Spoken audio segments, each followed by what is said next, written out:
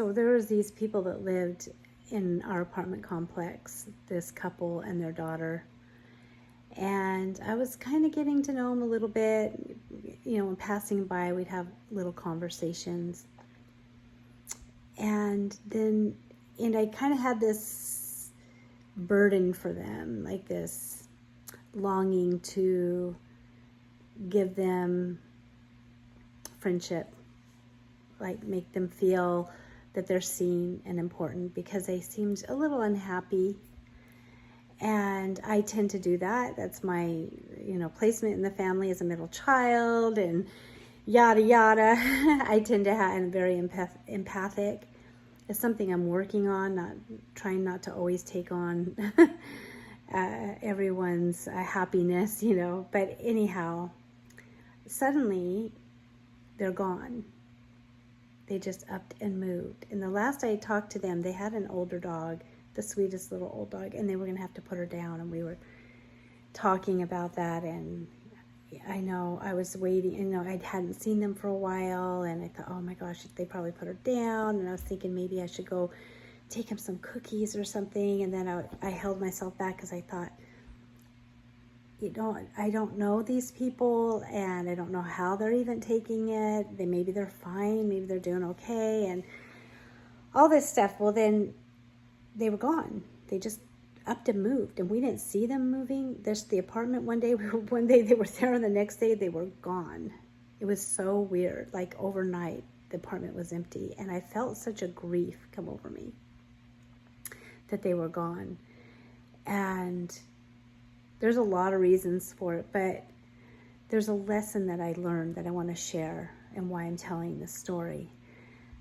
Because I realized that a lot of times we are telling ourselves stories about people and about situation that are based purely in assumption. We don't really know the people that we're talking about, that we're telling ourselves a story about. I had this storyline that, they must be so sad and so depressed. And they had told me that they were sad that they were going to have to put their dog down. They were struggling with that. And I knew that there was some truth to that.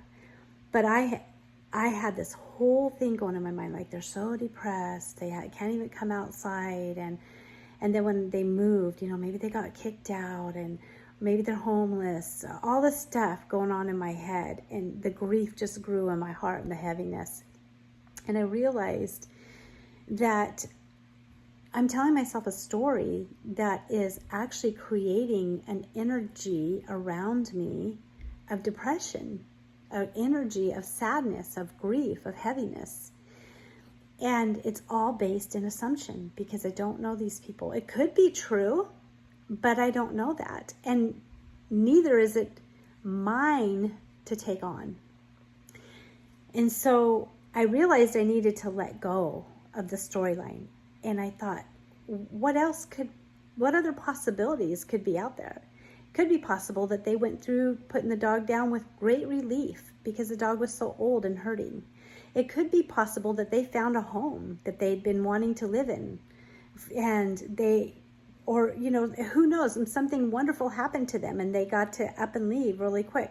It could be, there's so many other possibilities that are cheerful, right? That have a better feeling to them than, oh my gosh, what happened to them? I know they were sad, maybe they're homeless, all these things. And it made me realize how subtly these storylines can start ruminating in our minds about things in our lives, about trying to read people's minds or figure out how they're feeling, or having our focus out here.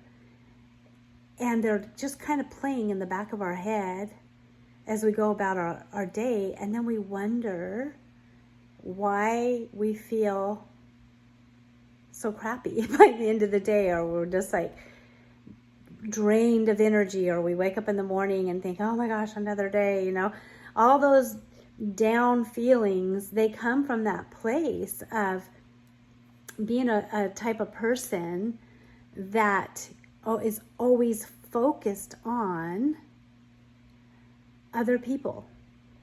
Okay, so I'm Elizabeth Van Cleve, if you don't know me, And I specifically help women who have been focused their whole lives on being there for other people and have lost themselves in that journey.